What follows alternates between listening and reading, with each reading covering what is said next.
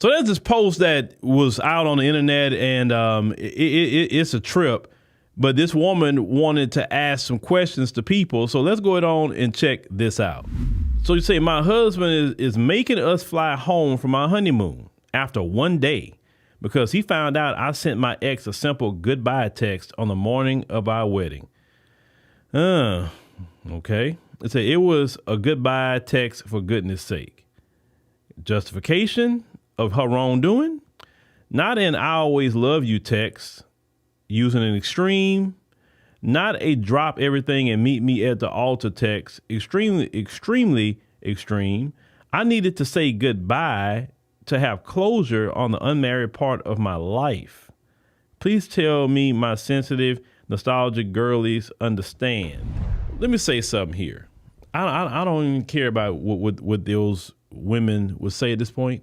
Let me speak in the area of a man and how men would feel about this, but I'm going to get a little deeper than just the average, just talking crap, right?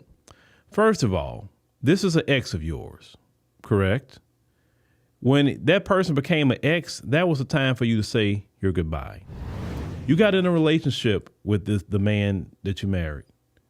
So it sounded like you were still talking to this ex while you was in a relationship. You got engaged to the man you married. Engagement. And yet you're still talking to this man, obviously, because what you need to say goodbye for. Because you remember, if you say goodbye like you're supposed to with an ex, you said it back then. Then you get all the way up to the altar. Y'all plan the wedding. Everything go into the wedding. All the money being spent. All the invitations went out. Family, friends, everybody's there. And right before you go to get married to your husband, you getting on your cell phone and telling another man goodbye. You understand? It really needs to be studied how a lot of women think, because why would you even entertain another relationship if you clearly have feelings for the other man? Why? Why would you even get married? You know, the old people always said, you know, if you look in the cemetery where women are buried, there's a world of secrets there buried with them. Because I'm not saying all, but some women are very good at concealment. They're very good at lying with a straight face. And they will say one thing to a man and do something else real quick and won't bat an eye doing it. Men, we always get caught lying. Always. We're not good at it. We're not.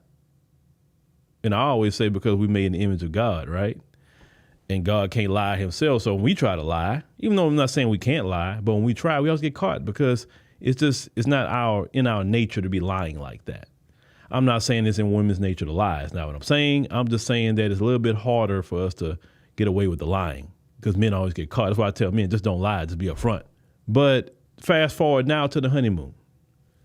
He find out what you did and you think he was supposed to say, oh, okay, yeah, I understand, you know, that you had to tell this ex goodbye right before you married me. Oh, I understand.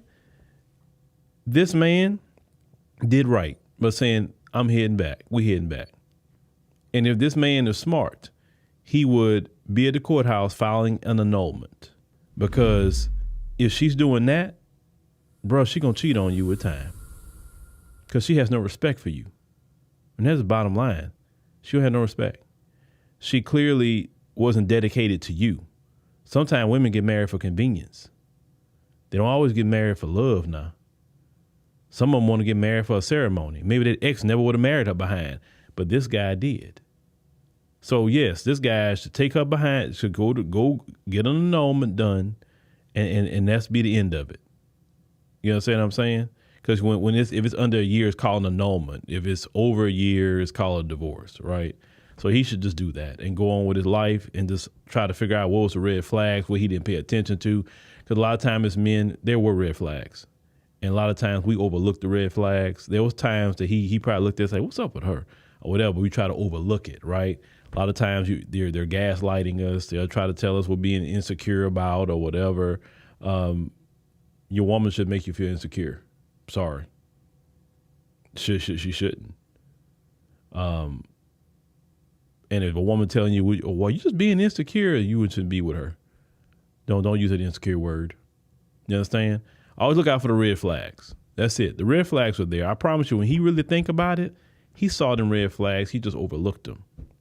I promise you, he won't make that mistake again.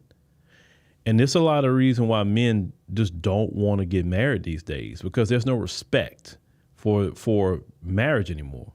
See, I will say this much, and I will say this to men and women. If your man don't fear God, then don't marry him.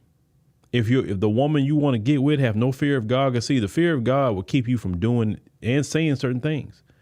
If she don't have a fear of God at all, she'll do anything. It's the truth. There's some advice I want to put out there. That's why a lot of people just not getting married today, because people don't have a fear of God. They don't have a fear of consequence. They don't have a fear of nothing. They just do whatever they want to do. And unfortunately, America doesn't have a societal shame that other countries have. Other countries a lot of times will shame you for doing certain things. But in this country, you can do what you want. Nobody's like, it's no big deal. Oh, you cheat on your wife? Okay. Oh, you cheat on your husband? Well, what did he do to cause that? That sort of thing. Instead of saying, hey, you took a vow, man. You took a vow, woman. What are you doing? We don't have that societal shame. And because we don't have that in this country, that's why this country is literally falling apart. Shame keeps morality intact. And the reason why that's why really, if you look at even on the political side, why a lot of people is really pushed toward conservatism now, is because this country has gotten so far out of whack with morality, just with societal norms, is that it needs to be a reset. And unfortunately, because this society has moved so far, to what somebody would say to the left, is that now you got to go extreme to get it back just to even in the middle. And unfortunately, marriage and family has suffered that. That's really what it is.